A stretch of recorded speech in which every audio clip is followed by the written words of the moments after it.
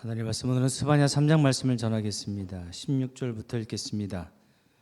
그날에 사람이 예루살렘에게 이르기를 두려워하지 말라. 시온아 내 손을 늘어뜨리지 말라. 너희 하나님 여호와가 너희 가운데 계시니 그는 구원을 베푸실 전능자시라. 그가 너로 인하여 기쁨을 이기지 못하여 하시며 너를 잠잠히 사랑하시며 너로 인하여 즐거이 부르며 기뻐하시리라 하리라. 아멘. 하나님의 중에 함께 하시기 바랍니다. 설교 제목이 궁금하신 분들이 많으실 테니까 이 부분 먼저 말씀드리고 시작하겠습니다. 꽤 오래전 일이었는데요. 밤에 잠이 오지 않아서 책을 좀 보면 잠이 올까 해서 책을 보는데도 잠이 안 와서 TV를 켜고 보게 됐습니다. 이 시간에는 TV에서 뭘 해주나 하면서 채널을 돌리는데 한 음악 프로그램에서 힙합 가수들이 나와서 공연을 하는 장면이 나왔습니다. 평소 제 관심 분야가 아니니까 넘어갈 뻔했는데 멈췄습니다. 이상한 가사가 나왔는데 그 가사가 바로 오늘 제목입니다. 노래 가사에 부처님 잘생겼다는 이야기가 왜 나왔지? 라고 하는 생각에 볼륨을 좀 키워봤습니다. 쟤들이 무슨 노래를 부르는데 부처 핸섬이지? 자세히 들어보니까 영어로 Put your hands up입니다.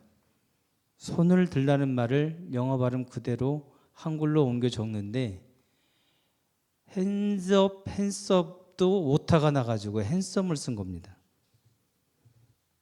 뭐 그런 자막 실수가 있을 수도 있겠지만 내용이 전혀 달라진 거 아니겠습니까? 손을 들으라고 하는 말이 부처님 잘생겼어요가 된 겁니다.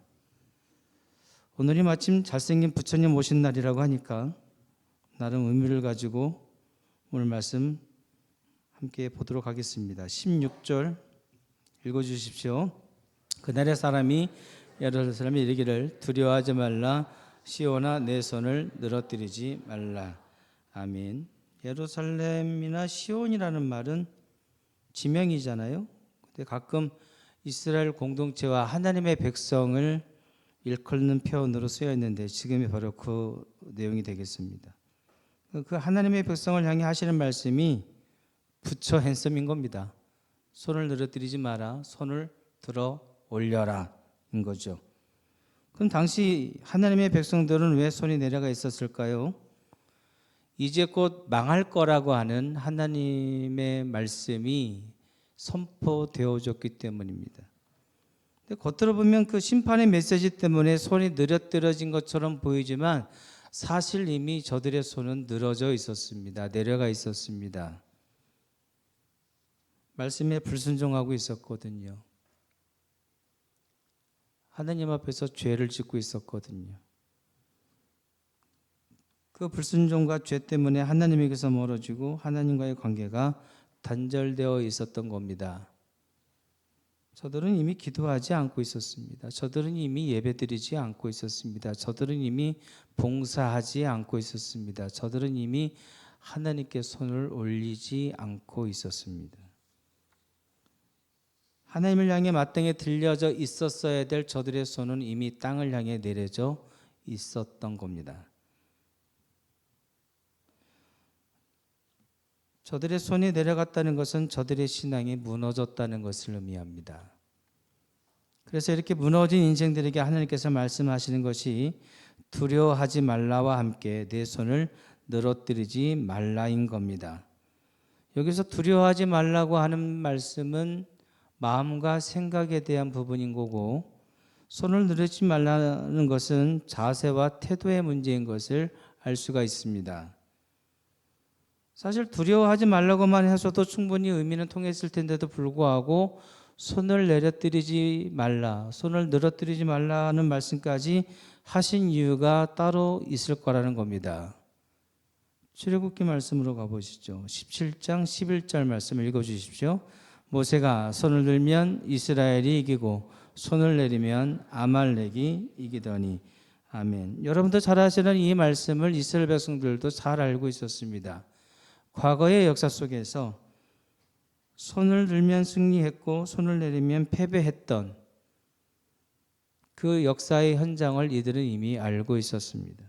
같은 모세라 할지라도 손이 내려간 모세는 실패하게 했고 손이 올라간 모세는 승리하게, 성공하게 하였습니다. 이것은 개인의 영달의 문제가 아니라 민족과 공동체의 존폐와 연결된 문제였습니다.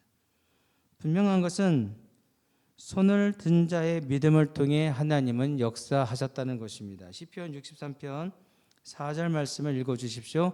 이러므로 내 평생에 주를 송축하며 주의 이름으로 인하여 내 손을 들리이다.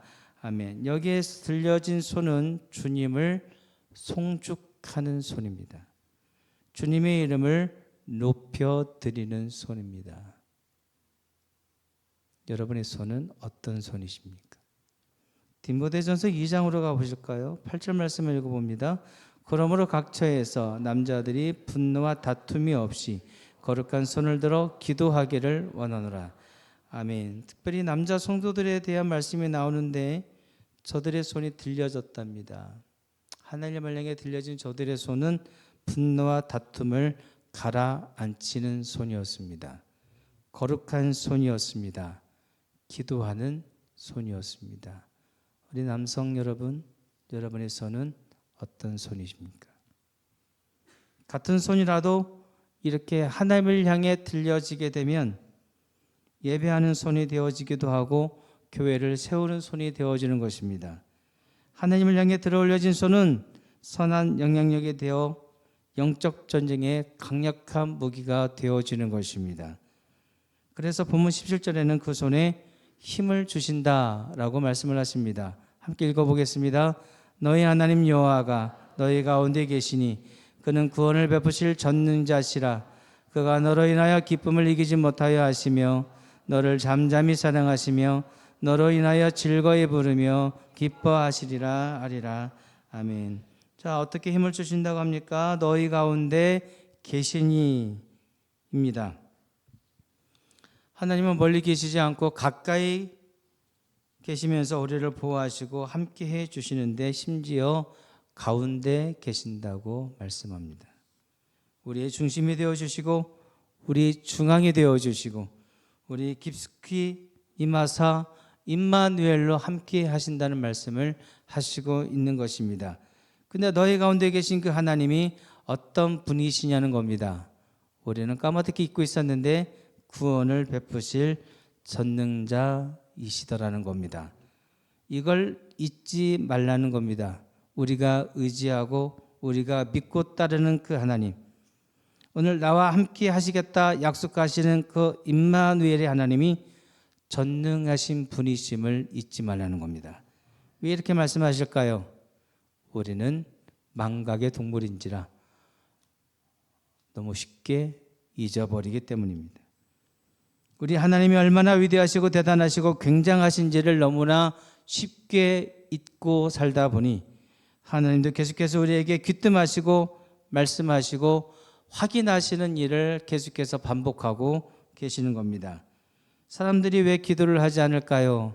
하나님이 구원을 베푸실 전능하신 분이신 것을 잊고 있기 때문에 그렇습니다. 그래서 자꾸만 엉뚱한 데로 가서 줄을 대고 도움을 요청하는 것입니다. 사랑하는 여러분, 엄한 데 가서 에너지 소모하지 마시고 전능하신 하나님 잘 섬기시는 지혜로운 종들 되시기 바랍니다. 두 번째, 어떻게 힘을 주신답니까? 사랑하시며입니다.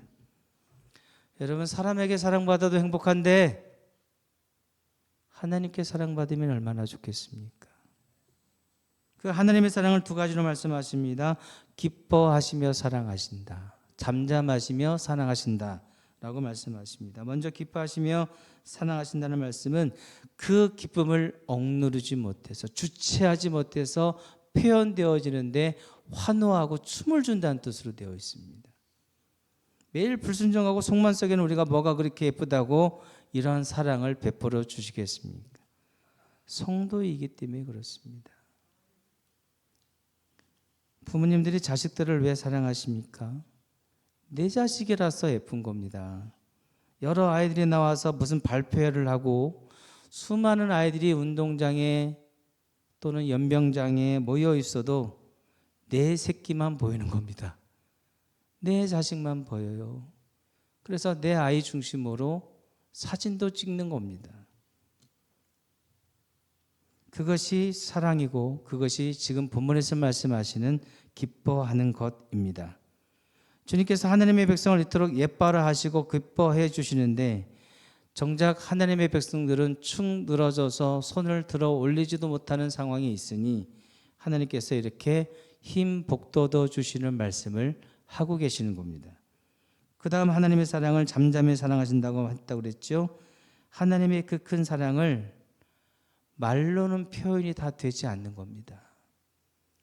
인간의 언어로는 하나님의 사랑을 다 담아낼 수가 없습니다. 차라리 침묵하시는 편이 더 나은 겁니다. 내가 너희를 얼마나 사랑하는지 말로는 그 마음을 다 담을 수 없으니 차라리 입을 닫겠다. 입을 다물고 있겠다라는 뜻으로 잠잠히 사랑하신다라는 말씀을 하신 겁니다. 하나님의 사랑이 얼마나 큰지 우리는 예측할 수도 없습니다. 겨우 생각하는 것이 독생자를 내어 주심 정도밖에 되지 않지 않습니까? 그 하나님의 사랑 속에 늘 거하시는 우리 귀한 종들 되시기 바랍니다. 그 다음 세 번째로 하나님께서 힘을 주시는 방법은 즐거이 부르며 기뻐하시리라입니다. 이 부분에서 주목할 부분은 너를 즐거이 부르고 너를 기뻐하시는 것이 아니고 너로 인하여라는 표현을 사용하셨습니다. 내가 너를 참아주고 견뎌주고 즐겁게 여겨주고 기뻐해 주기로 했다는 말이 아니고 내가 지금 즐겁고 기쁜 이유가 너 때문이라는 말씀을 하시고 있는 겁니다. 그래서 17절 중간 부분에 그가 너로 인하여 기쁨을 이기지 못한다라고 말씀하신 겁니다. 너로 인하여를 반복하시고 있습니다. 성경에서의 반복은 중요하다는 뜻이죠. 강조하고 있는 것입니다. 하나님이 얼마나 우리를 기뻐하시는지를 이렇게 표현하시고 있는 겁니다. 근데 당시 이스라엘 백성들은 손이 내려져 있었습니다. 손이 늘어뜨려져 있었습니다. 왜라고 그랬죠? 겉으로는 하나님의 심판이 선포되어졌기 때문이고 속으로는 하나님과의 관계가 깨지고 단절되어 있었기 때문이라고 그랬습니다. 근데 아까는 심판을 한다고 해놓으시고서는 이제는 왜 기뻐하신다는 말씀을 하시느냐는 겁니다. 병 주고 약 주는 것도 아니고 말입니다. 하나님의 심판은 양면성이 있다고 그랬죠. 축복적 심판이 있고 저주적 심판이 있는데 하나님께서 지금 이스라엘 백성들을 심판하시고자 하면 이들을 멸망시키기 위한 것이 아니었습니다. 하나님은 하나님의 백성들이 망하기를 바라시는 것이 아닙니다. 그래서 하나님의 진심을 전해주고 싶으신 겁니다. 하나님은 지금도 변함없이 하나님의 백성들을 사랑하시며 그 마음이 변하지 않았다는 것을 말입니다. 여러분 이게 문제입니다. 하나님은 변하시지 않았는데 우리가 변했습니다. 죄 가운데 불순종하면서 하나님의 마음을 아프게 하면서 말입니다. 하나님을 향해 들었던 손은 이미 내려가서 올라올 기미가 보이지 않을 정도로 우리의 신앙이 무너져 있더라는 것입니다. 이에 하나님은 이스라엘 백성들이 회복되기를 바라시는데 그 회복이 되어지는 것을 그 손이 들려지는 곳으로 본 것입니다. 하나님은 이 심판을 통해 다시금 이스라엘 백성들이 망하기를 바라시는 것이 아니라 회복되어지기를, 예전에 하나님의 백성들의 지기가 회복되어지기를 지금 간절히 원하시고 있는 것입니다. 그래서 그 손을 늘어뜨리지 말라고 하신 겁니다. 지금이라도 다시 그 손이 올라가기를 원하시는 겁니다.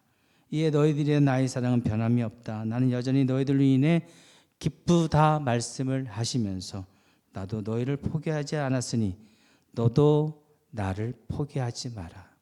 구원을 베푸실 전능자를 끝까지 의뢰하고 의지하고 위탁할 것을 말씀하시는 것입니다. 그것이 바로 하나님께서 원하시는 부처 핸섬인 겁니다. 손을 하나님을 향해 들어 올리라는 겁니다. 근데 우리는 얼마나 망가졌는지 이 말씀을 듣고도 손을 올릴 수가 없다라는 거죠.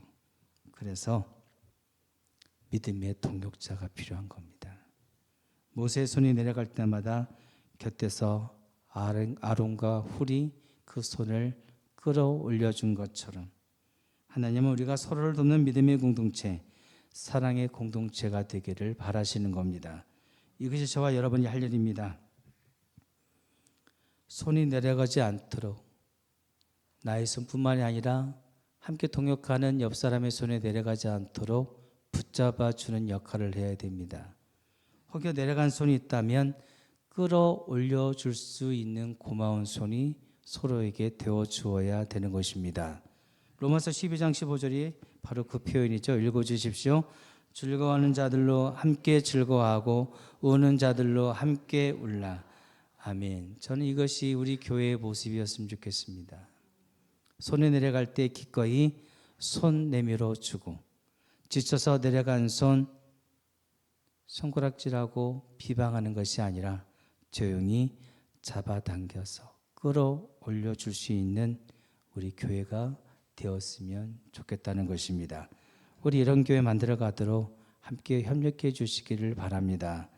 무엇보다 지치고 상한 심령으로 지금 이 순간에도 고통 가운데 계신 여러분, 하나님의 임마누엘 은총이 함께 하심으로 여러분의 그 지치고 축 처진 손이 다시 올려지게 되기를 주님의 이름으로 축복합니다.